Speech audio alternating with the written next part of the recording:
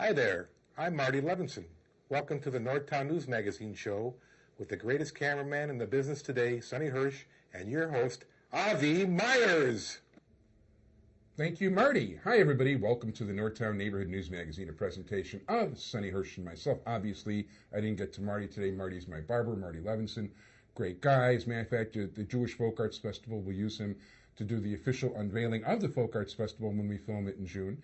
Want to thank Sonny Hersh, website, ntnm.org. You can watch all the shows on YouTube. At this point in time, over 30,000 of you have made the mistake of watching shows on YouTube. Thank you so much. I do appreciate that. Community policing, we're real big on that, caps24.org. And you can find all the schedules for the meetings in Rogers Park and West Rogers Park by going to the site. And at this point, I'm going to introduce you to our featured guest today. Somebody who is definitely a community activist, ran for alderman last time, runs something called Citizens for Responsible Development. I'll let him tell you all this stuff. Plus, he's an architect. You actually do have to work for a living, I assume. I do. I just came here directly from work. Okay, leaving a little early today to make this. And we're talking about, and we appreciate that, Brad Brewer. How are you today? All right, I'm very good. So you certainly have been making a lot of noise. Well, I'm trying to not follow the tradition of losing aldermanic candidates who disappear from the face of the earth, or at least from the ward. Okay. And staying, active, involved in everything that got me into that race in the first place. You mentioned a couple of them, so it's a lot of things around zoning and planning and community input and that whole range of issues. So you've got a very healthy web presence. And I'm keeping very busy. Yeah. No, and by the way, one thing I do want to thank you for is I don't have to look up any zoning changes. I can just look at your site and know I can find them over there. Well, and that's, really that's most of the purpose of that is simply to put the information out there, to make it available. Some of the things, of course, I editorialize on. Some of them I don't. Well, you're allowed to. But I'm just saying the biggest, I think the biggest value there is simply making it easy to find that information because it takes some work to get there. It takes a lot of work. As a matter of fact, well, you know what? We'll get to it during the course of the interview. Now, there's a couple things in particular that, you've really been big on. One, of course, is the development at Devon and Rockwell. The proposed parking garage is something you stood against the whole time. And, for people who don't know, basically, Devon and Rockwell, there's a plan, and as a matter of fact, I think that the site already was just about ready to get started, to put, what is it, a 6-story, 70, well... It would be 6 stories with commercial space on the ground floor, then 3 floors of parking and 2 floors of condos, so a total of 30 condos above. And this would definitely be the tallest building anywhere around here. Oh, by far, yeah. Okay. And so tell us your objections. Well, this is something that I've been working against for a good 2.5 years, a little over 2.5 years now. And I'm not sure we have time to talk about all the objections. I mean, quite frankly, there are 100 things wrong with this project, not a single thing that's right. If it were not in effect, the alderman's project, it wouldn't have gotten as far as it has. He's, pushed it through every approval and building permit review and so on. And the discussion, the thing that justifies it, or is supposed to justify it, is improving parking in Devon. And it's really a false argument because this project is not about parking. It will, if it's built as it's designed, it will do nothing to improve parking in the Devon area. It's so poorly planned as to be almost non-functional. Okay. We have a developer, the developer, who's simply unqualified. And so it's not about parking. I know you said you had him here earlier today, but you'd really have to ask Alderman Stone what this thing's really about and why he, made a deal with this guy who before submitting this proposal had never built a building and now has got $1 million in city property, $3.5 million in TIF funding, an unprecedented zoning change, and incredible support from the alderman's office to do a project he simply can't do. Okay, now let me ask you this. Now this is in court right now. There's an injunction. It is. It's about, I think it's now 6 months since the lawsuit was filed. There are a number of dates coming up, so we're probably nearing the end of that. And I don't want to try. I've been learning a lot about the legal details, and so I won't try to get into those. But essentially, the lawsuit asks the court to enforce a couple deed restrictions on in the subdivision that part of the development site is within. So it's the area north of the alley. And those restrictions say that, one, it can only be only residential buildings in that area north of the alley, which is what it is today and what it is since the first homes were built.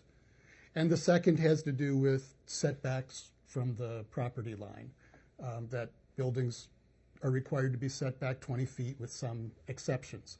So it's actually it's a group of homeowners within that subdivision who are the plaintiffs in the lawsuit and are asking the court to enforce these deed restrictions, these covenants, with an injunction prohibiting construction of the project.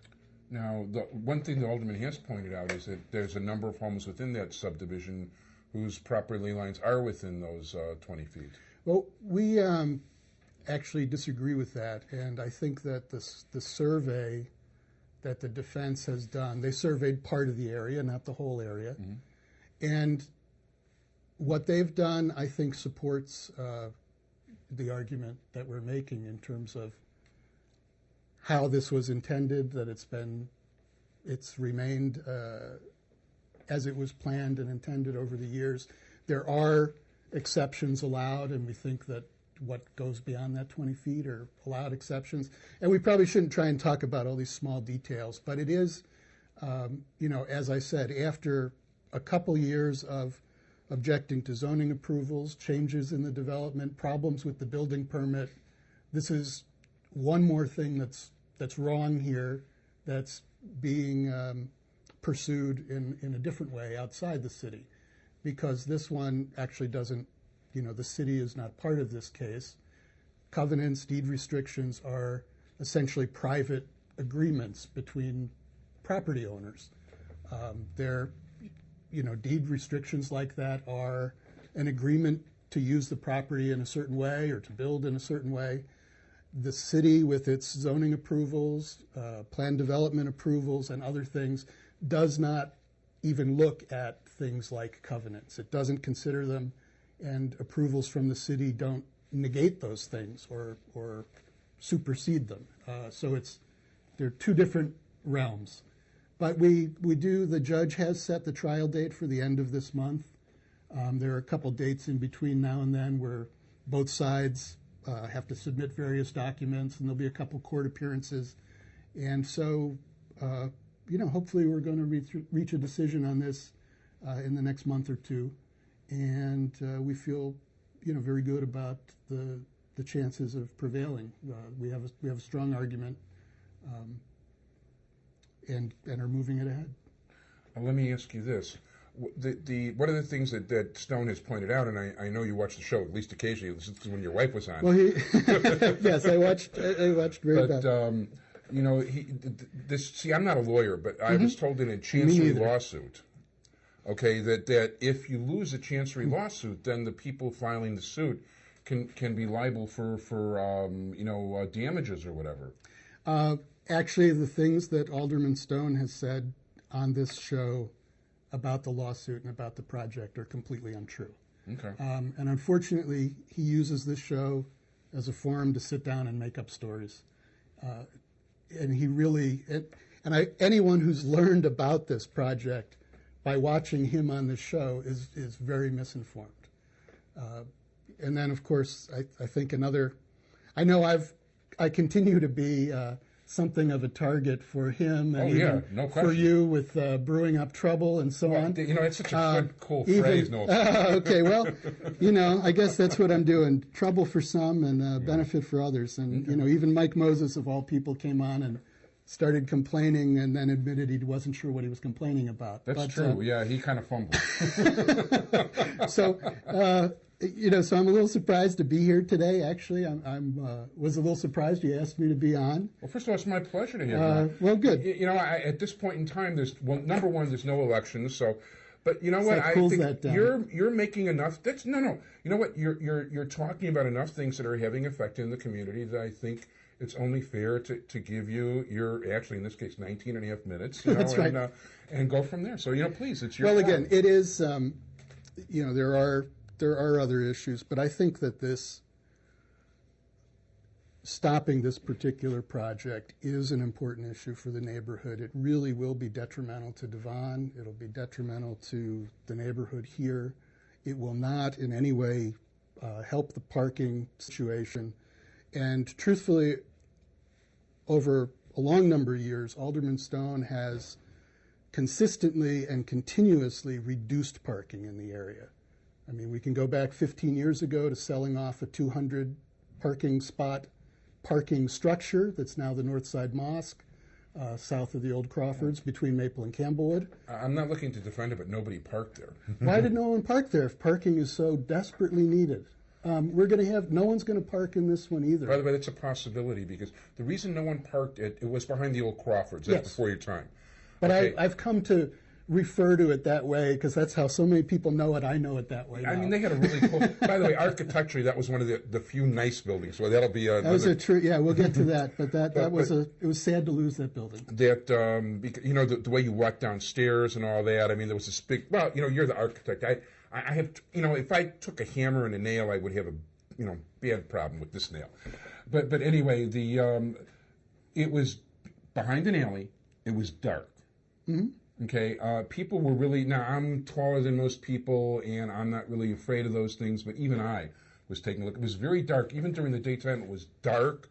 It was not in public view and people were afraid to park there. And for whatever reason, too, the parking lot that was across the street of the old Northtown Theater, right, which was there to help the merchants, no one ever parked there. I never understood why. Well, and again, that's another city parking lot that was sold off. Fortunately, we're getting what looks to be a pretty good building there that will be both retail and parking. I don't know how the parking will be managed. Is that the Monsoon Plaza thing? Yes. Okay, I really don't know. It's construction's moving along. They have a rendering on the construction sign. I had seen, the drawings ahead of time, and I think that'll be a pretty decent addition to that stretch of Western, and hopefully the parking will be used as there's more there. I don't know how it will be managed, whether you have to pay to park there, whether it will just be for those businesses. I don't know. But, that lot and the lot behind the Crawfords, probably something like 350 spaces that have been given away. Almost every month we add another loading zone on Devon, 2 spaces at a time. You have blocks on Devon that have 3 meters. Yeah. And the rest is bus stop, loading zone, wow, fire hydrant. Being a walker, that's something I don't miss.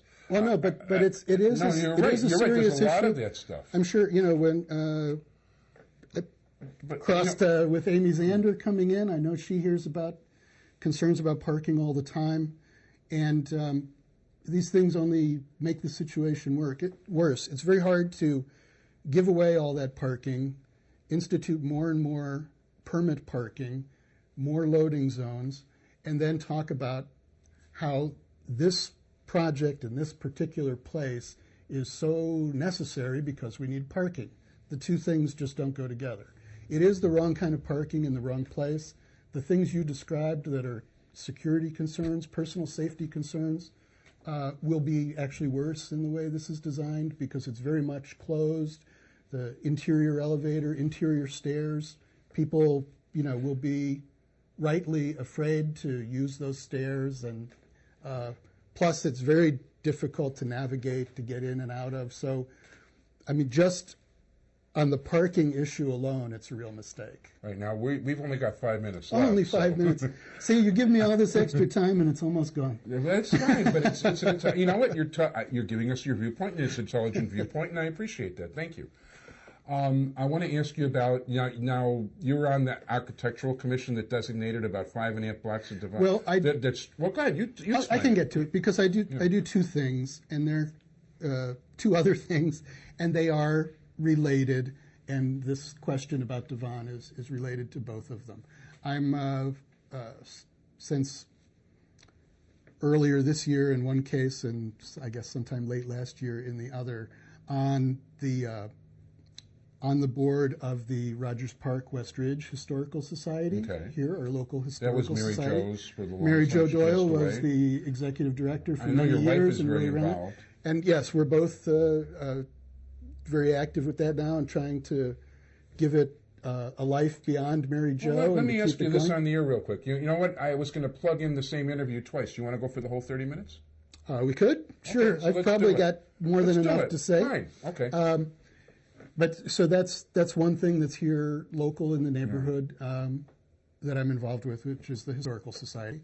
I'm also on the board of Preservation Chicago, which is a citywide organization of citizens advocating for preservation of Chicago's historic architecture. By the way, not that I'm an expert, but I always read Blair Kamen. I also like the stuff in the Reader.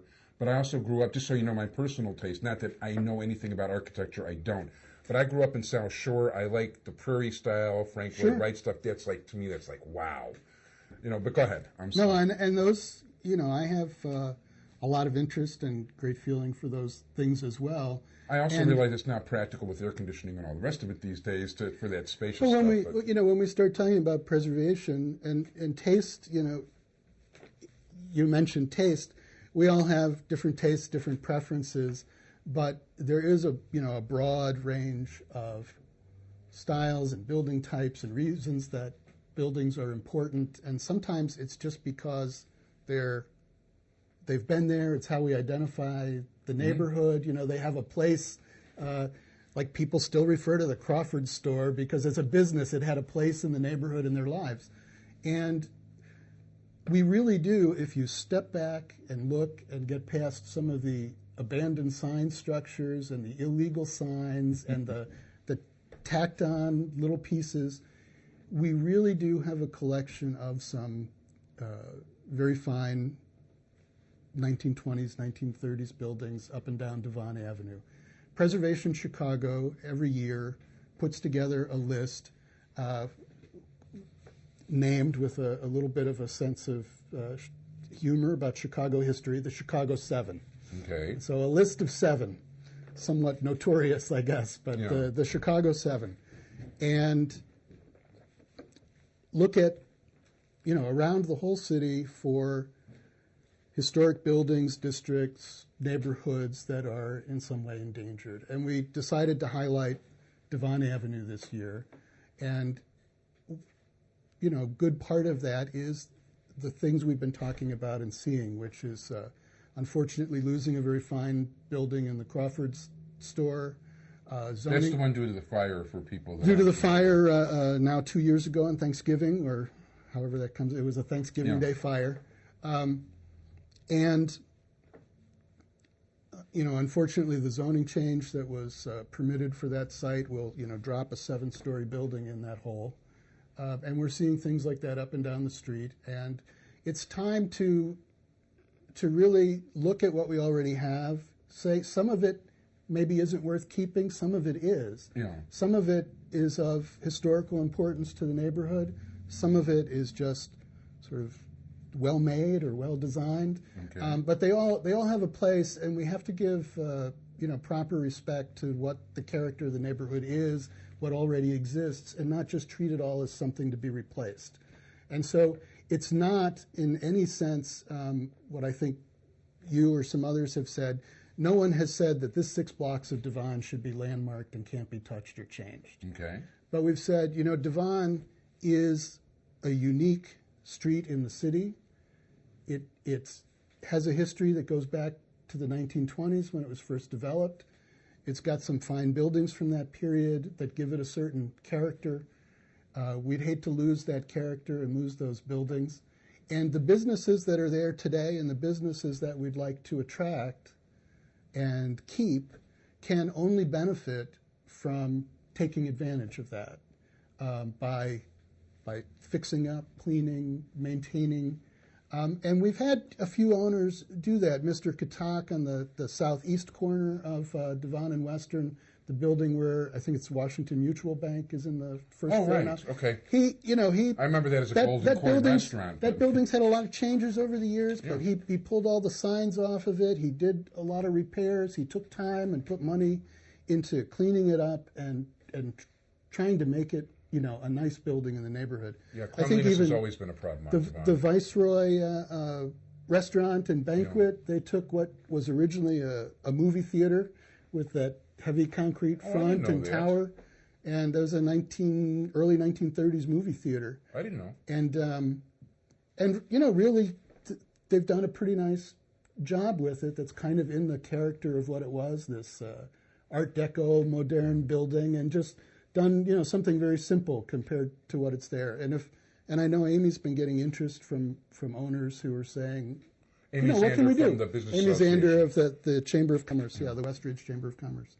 And so that's the point of that, of highlighting Devon, is to, say we've got something here worth keeping, worth building upon, not just throwing away. And it doesn't mean there can't be changes, that everything's of the same value, but we need to think about it when we want to make changes or when we go to do that. We have to think about what we've got there that's going to keep the neighborhood that attracts so many people from the city, from out of state, from other places. It's the businesses, but it's also the setting. Yeah. Now, right now I guess there's very little problem with keeping the Indian Pakistani region is, I guess it's in theory, I'm told, the largest shopping district of its kind in the country. Well, it's interesting. I've been other places in the country and even out of the country, and people know Devon Avenue. Interesting. Now, there are people who might come here to shop. I was, in... By the way, funny enough, when I get one of these service people from India, when you're calling up like a regular company and they're outsourcing things to India, I feel like mentioning Devon sometimes. Yeah, see, you never know. I don't know how well they would know it in India, but Indians who live in other places know someplace like Devon where they can go and get authentic Indian products and get things to send home and all of that. And that's why, it attracts from these states. I know Mary Beth and I were at an Indian restaurant in Columbus, Ohio. Think of, Columbus, like out in the middle of Ohio. I've been in Columbus. And, we mentioned to the owner, Chicago, Devon Avenue. Oh, yeah, I know Devon Avenue. I go and buy. And so it has, a reputation, and it would be a shame to lose that by changing it too much, by letting it deteriorate. But there's the architecture is only one part of that. I mean, the buildings are one part of that. But it's worth highlighting, it's worth talking about, and that's the purpose of doing that once a year, is to bring these things to the attention of the city, to people in the neighborhood, so on. No, I understand that. One of the things, I don't want to dwell on it because I want to let you talk about whatever else you want to in the remaining time, but when I read these, when I read about buildings being landmarked, you sort of have to value, like, there's a guy running a business and how bad is it going to handcuff him, and not everybody can always afford to be in a situation. I know this doesn't apply because none of this is landmarked right now. Well, something to understand is that that's not always the case. We shouldn't look at something like landmarking as a handicap. Sometimes property owners seek out landmarking or some kind of historic preservation easement for the benefits that it gives them. A little bit different than what we're talking about on Devon here, but a very recent case is the IBM building downtown on the river, a high-rise right on the river, Mies van der Rohe, I think it was completed like 1970. I was just reading about that, but go ahead. But the owners of the IBM building actively sought landmark status for that building so that tax credits, tax incentives can be used to upgrade the building, to improve it, to raise its image, and to attract new tenants. In the same way with homeowners or businesses, often there's a lot of benefit to some. There are different types of landmark status, whether city, national register, so on. But those things can bring with them substantial tax benefits, like, for instance, a 7-year tax freeze on real estate taxes. That's not bad. So it is not simply something that says you can't do anything with your building anymore. That status can bring resources to improve it. It can have economic benefits, and it's not this one-sided, what am I going to do now? Gotcha. That's important to understand. I think that's a good point, and thank you. Let's talk a little bit about the community, because we're running out of time here. Now, I've been checking. There's a whole bunch of different community organizations popping up around here who I'm pretty, from my standpoint, I mean, people see this as a wide open neighborhood. I think some people would like to come in and try to take over the neighborhood, which is, depending on the people, if they're the majority, this is a democracy, things can be done. I was checking into one of the people I invited on the show who actually backed out, and I checked into them more and during the course, I see a bunch of stuff from they've got a bunch of links to your stuff, not just you, but in terms of taking time too, I also want to point out that I saw a thing from their site that your wife, Mary Beth, did. What are we talking about? The Northside Alliance. Okay. And I saw, there's this thing she did apparently last fall, and I give her credit for, I mean, this must have taken an awfully long time, but she took pictures of all these different buildings and gave commentary on them throughout the neighborhood. That was really some extensive piece of work. Is the Northside Alliance, I was trying to check into their roots. I see basically they're dealing a lot with immigrants. They're dealing with low-cost housing. Are you aligned with them? I know several people who are involved with that group. I've been to a couple local meetings, and I'm not the best authority on what their history or organization is. The people that I know who are participating in that are people who are trying to better their neighborhood and to organize street cleanups and deal with problems of abandoned buildings and so on. And these are, I know the alderman likes to say all these things are politically motivated. Well, it's only politicians who have political motivations. Okay. The people in these neighborhood groups are people who care about their neighborhoods and are trying to do something good. And whether that's Northside Alliance, WRPCO, they are, in general, people who are looking for ways to be involved, to do something good for the neighborhood. Which is, all I'm trying to do as an individual. And, I certainly commend that. I wouldn't call them fascists and National Socialists. I hear. No, you watch the show. I know that. Zach wants, I think Zach has a good heart, but people don't realize sometimes when they're trying to dictate certain things in certain ways that things should be. This would be a whole conversation for another show. Well, but this gets back to something that you started with, actually, Okay. which is the zoning information and related things that I've put on a website. And I have an opinion on all these things. I'm not trying to dictate an opinion. I'm trying to put the information out there so that there's a forum where people can be informed and have an opinion. By the way, Too many people have opinions without, I know some of your guests are unfettered by facts. They just come on and have opinions. Really? You're kidding. I'm going to have, there are going to be different personalities in different groups. There are going to be disagreements within groups. Public judgment, coming to public judgment, working together, is a messy, tough process. But I think these are all sincere people who are trying to do good things in the neighborhood. Well, the one thing I will say, and once again, I've invited them to come on, and we'll see if they actually come on or not, but the Northside Alliance people, what worries me the most about them is whether they just want to run a show themselves or get involved, because when people have been trying to get involved with them from the community, they've been rebuffed. Well, that's something I can't speak to. I don't know anything about it. I do know that, when Michael Moses comes on, or when Michael Moses and 2 or 3 other people form an organization and call it a community council, that is... Has it been formed? Yeah, they've incorporated as a Illinois not-for-profit, the so they did West Ridge Community Council, and that's an intentionally deceptive name. Yeah. Okay, you got that in? And that'll be my final word. Mickey's hands are running out of time. I want to thank you very much, Greg Okay, Brewer. thanks, Avi. You want to give your website?